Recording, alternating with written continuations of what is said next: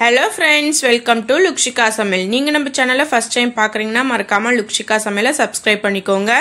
வீடியோவை skip பண்ணாம பாருங்க. இன்னைக்கு நம்ம வீடியோல கல்யாண வீட்டு உருளைக்கிழங்கு மசாலா எப்படி செய்யுதுன்னு பார்க்கலாம். ரொம்பவே சூப்பரா இருக்கும். ஸ்டவ் ஆன் பண்ணிட்டு கடாயில 2 டேபிள்ஸ்பூன் எண்ணெய் சேர்த்துக்கலாம். எண்ணெய் நல்லா ஹீட் ஆனதோ 1/2 டீஸ்பூனுக்கு கடுகு சேர்த்துக்கலாம். கடுகு நல்லா பொரிஞ்சு வரட்டும்.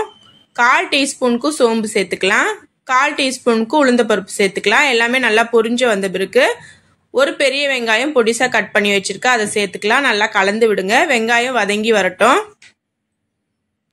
இப்போ பாருங்க வெங்காயம் நல்லா வதங்கி வந்துருச்சு. ஒரு வாட்டி கலந்து விட்டுடலாம்.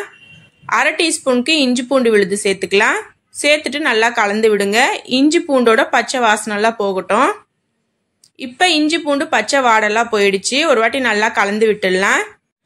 பெரிய சைஸ் தக்காளி ஒன்று கட் பண்ணி வச்சிருக்கேன், அதையும் சேர்த்துக்கலாம். கூடவே கொஞ்சமா கருவேப்பிலை சேர்த்துக்கலாம். தக்காளி வதங்கிறதுக்கு உப்பு சேர்த்துக்கலாம். நான் 1/2 டீஸ்பூனுக்கு சால்ட் உப்பு சேர்த்துருக்கேன்.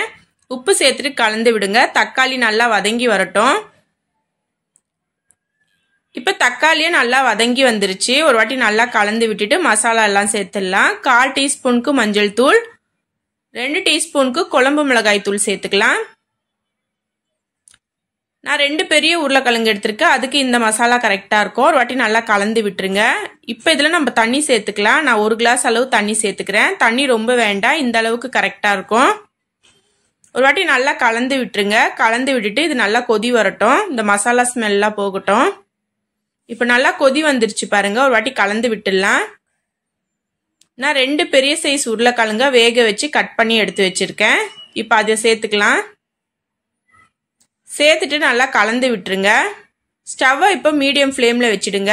உப்பு காரெல்லாம் கரெக்டாக இருக்கா செக் பண்ணிவிடுங்க.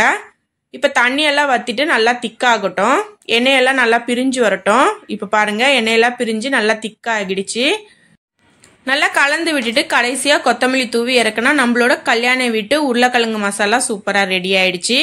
கண்டிப்பாக நீங்களும் ட்ரை பண்ணி பாருங்கள். ட்ரை பண்ணி பார்த்துட்டு எப்படி இருக்குன்னு எனக்கு மறக்காமல் கீழே கமெண்ட் செக்ஷனில் சொல்லுங்கள். இந்த வீடியோ உங்களுக்கு பிடிச்சிருந்தா லைக் பண்ணுங்க, ஷேர் பண்ணுங்க. மறக்காம லுக்ஷிகா சமையலுக்கு சப்ஸ்கிரைப் பண்ணிக்கோங்க. தேங்க்யூ. தேங்க்ஸ் ஃபார் வாட்சிங்.